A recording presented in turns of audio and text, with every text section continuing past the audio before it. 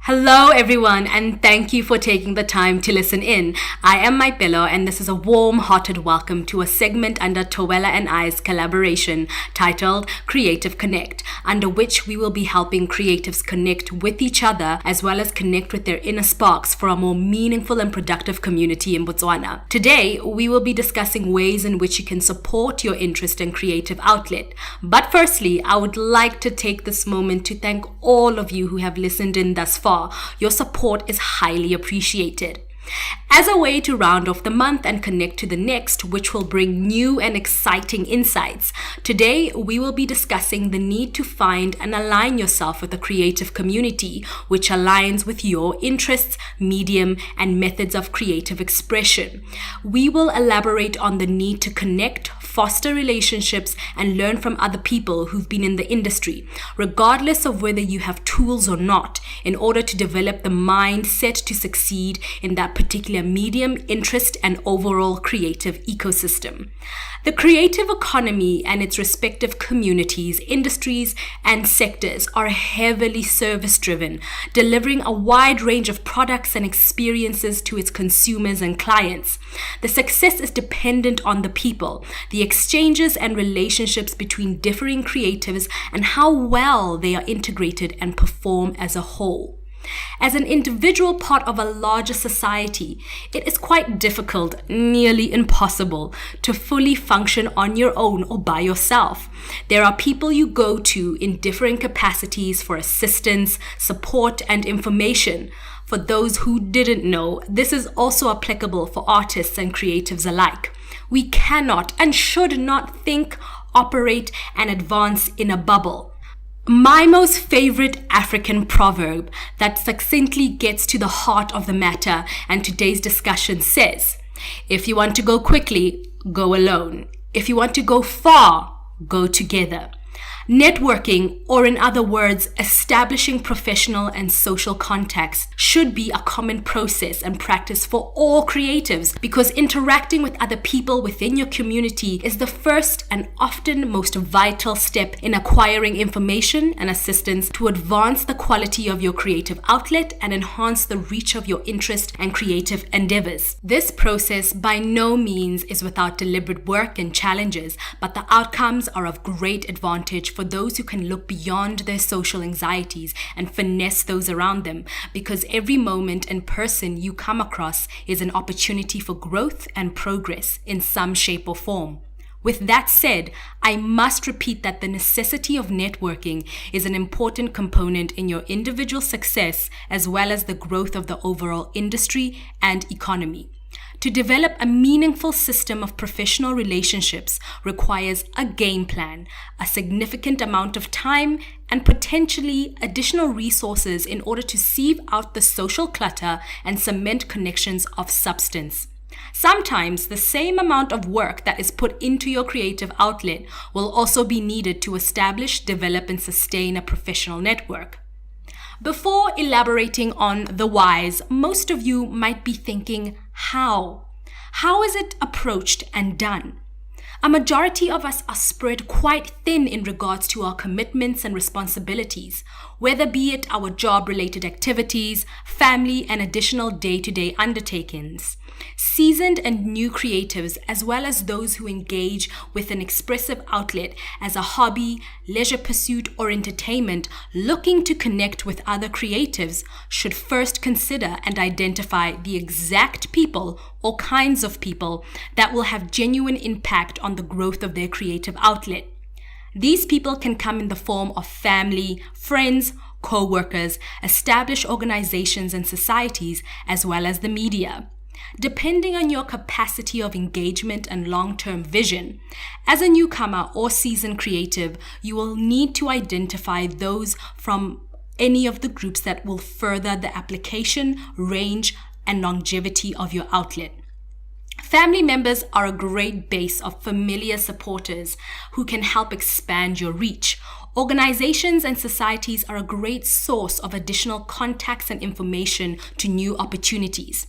And the media in the form of newspapers, television shows, radio stations, and online publishers, writers, or bloggers are essential for those seeking coverage and exposure. It is important to be strategic with the people you choose to align with, but don't close off alternatives relationships that can bring new opportunities and advantages. People in the same industry practicing the same or similar creative disciplines are bound to run in the same circles, especially in smaller scale creative communities like ours here in Botswana.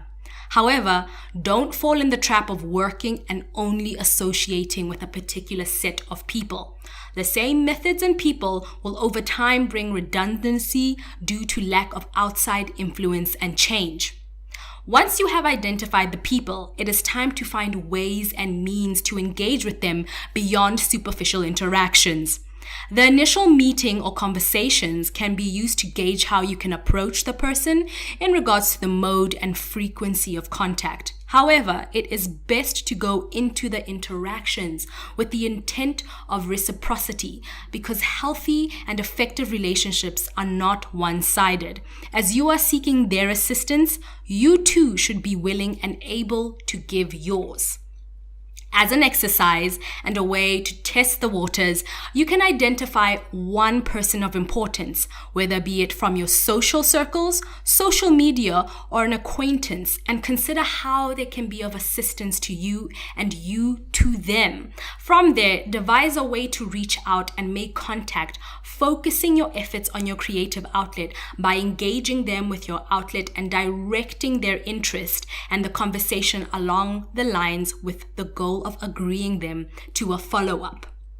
Now we can move on to dissecting the various ways in which networking is beneficial for supporting and advancing varying elements of your creative outlet.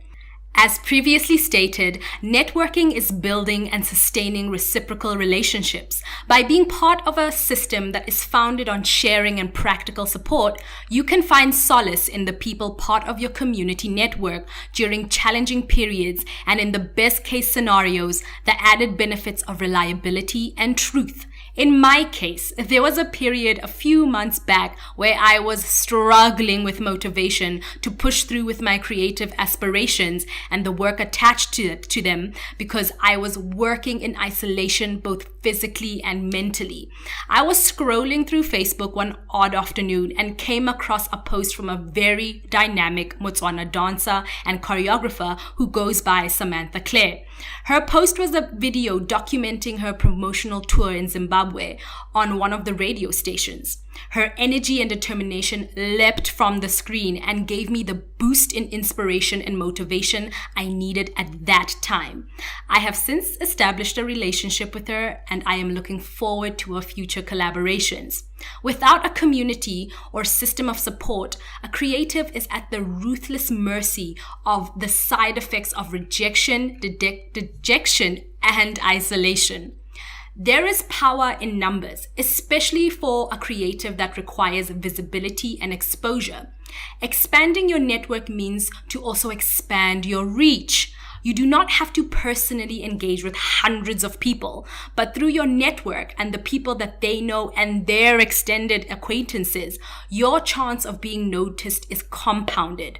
You can supplement this effect by carving out time to attend events that expose you to those people. In addition to visibility, networking gives way to more and new viewpoints, advice, and information. New and seasoned creatives can always benefit from addition to their knowledge base. This can influence the way they conceptualize content and engage with their creative methods.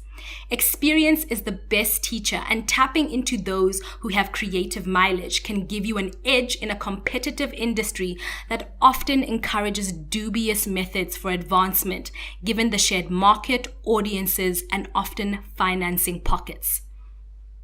A network of thriving and successful counterparts affords you the chance to learn and exchange the best practice knowledge, learn about the fruitful business techniques of your peers, and stay abreast of the latest industry developments.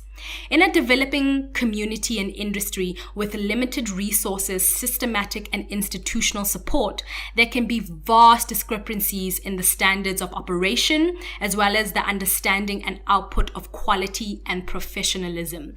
By sharing successful and efficient means of relating to one another, we can establish a united front and fortify the value of our work and contributions to the society and economy at large.